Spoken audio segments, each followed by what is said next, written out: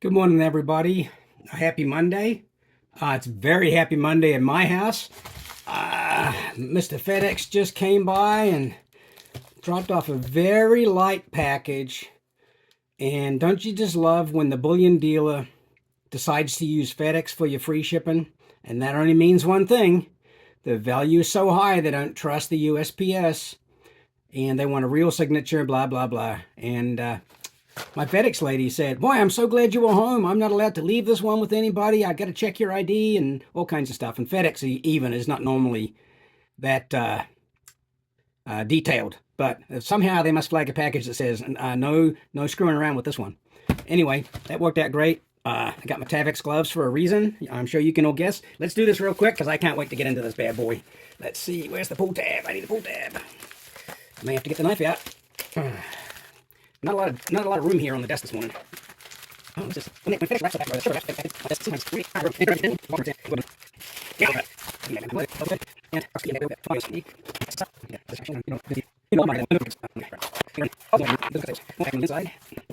now we're gonna have to get a little more careful here. Let's take a look. Oh yeah, this is easy rip. Oh, I'm getting close now. Let's have a look. Oh, there's more bubble wrap on the inside. Well, I am glad that they look at that. You can see what's in there, right? This is a little experiment. You know, we all know an ounce of gold feels really good in the hand, but I don't like the small diameter of the 1 ounce coins. Most of them are 32 millimeters.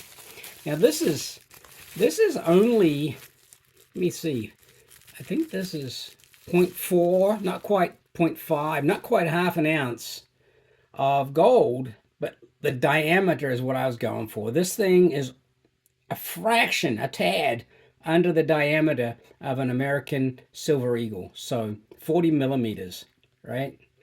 Now, 40 millimeters of gold at half an ounce is obviously going to be very thin.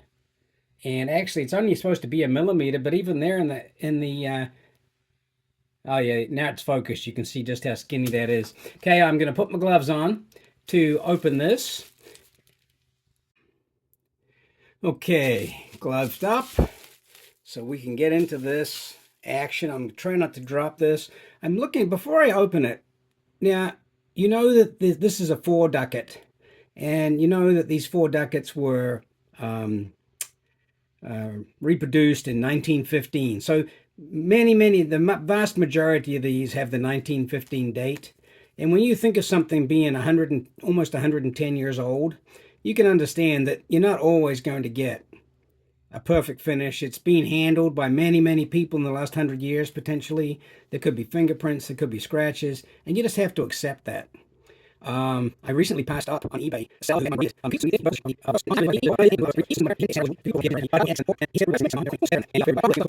I really want to touch it. I really want to hold it. I really want to enjoy the gold.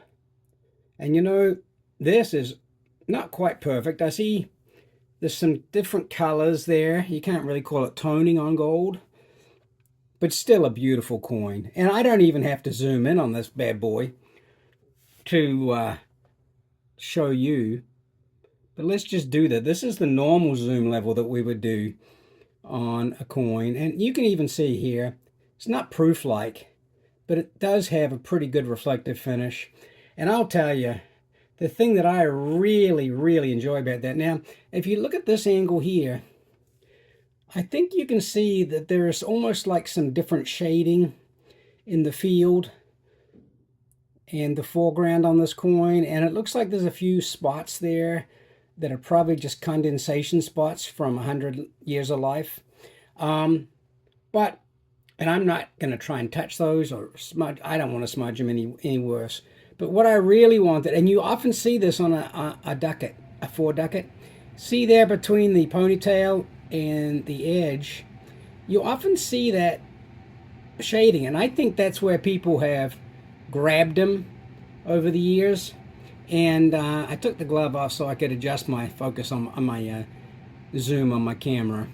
But anyway, I'm going to stop talking about this. There's one more thing I should have done before I took it out of the sleeve. And I'll do this right now. And that is, this came from Liberty Coin, of all places. So I don't think there's any doubt that it's going to be, I think this is 22 karat or 90%, one or the other. Okay, yeah, it's perfect. I'm not going to try and put the laptop on the camera and show you that right now. I'll cut and paste in that Sigma result just so you can see with me what we have here. And I think I'm going to grab an eagle so I can just show you the difference in size and why I really wanted to go for this large diameter coin. Give me a second. And we're back and bringing in an eagle here. Let's just take a look. I haven't actually, now this is an ounce of gold, and I got to tell you, this is a lot more enjoyable. Almost dropped it. This is a lot more of a good feeling in the hand. The weight of the coin in the hand. We'll go back to Lady Liberty. We'll go back to the ducat. Okay, now that it's been on the Sigma and tested, I'm going to take it out of this. I will be keeping this in an American Silver Eagle capsule, as that'll fit perfectly in an Eagle capsule. But this is what we're going to compare to right here. We'll do Lady Liberty against the diameter of a 4 ducat. Now, I don't know. This is not, maybe this is not.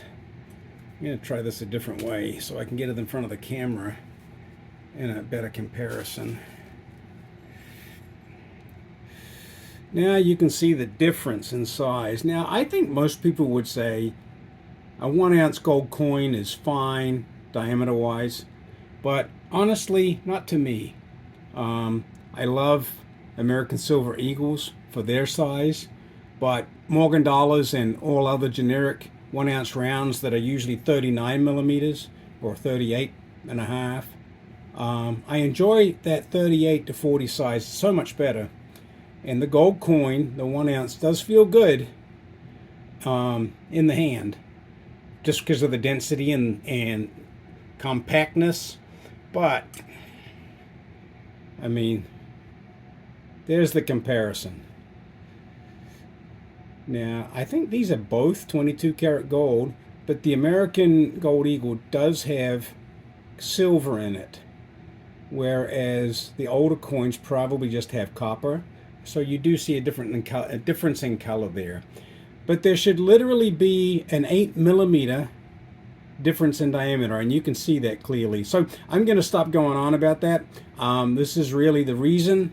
I do actually find the ducat, you know what, I know I haven't talked about the specs of this, and I'm not going to do it from memory. Maybe I can put them on the screen, or you can just go to Numista and look up a Austrian 1915 4 ducat, and it's going to tell you the specs. I think it's 0.4438 of a troy ounce, and I'll do the math, what I paid for this versus the melt price, and you'll see I probably paid a few dollars more than I normally would over spot, but I did save over $100 just because of the dip in price. So luckily I couldn't find one of these for sale about 2 weeks ago, and now with the dip in the price, I mean, the price has come down almost $300. The spot price of gold, $200 anyway, depending on the day.